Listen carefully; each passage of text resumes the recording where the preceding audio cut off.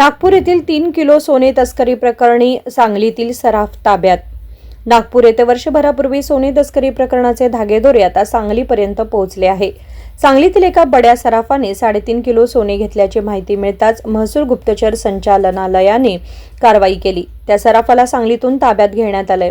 न्यायालयाच्या परवानगीने नागपूर येथे नेण्यात आल्याचं समजत आहे। मात्र याबाबत कोणताही अधिकृत दुजोरा देण्यात आलेला नाही। DRIच्या या कारवाईमुळे सराफ पेठेत आज खळबळ उडाली होती। याबाबत अधिक माहिती अशी की नागपूर येथे वर्षभरापूर्वी सोने तस्करीची टोळी सापडली होती। DRIच्या सतर्कतेने ही तस्करी उघडकीस आली। यात विटा येथील दोघांचा समावेश असल्याचं समोर आलं। त्यानुसार त्याच्याकडे कसून चौकशी करण्यात आली। त्या तस्करीतील 3.5 किलो सोने सांगलीतील सराफाकडे असल्याची माहिती DRIच्या पथकास मिळाली।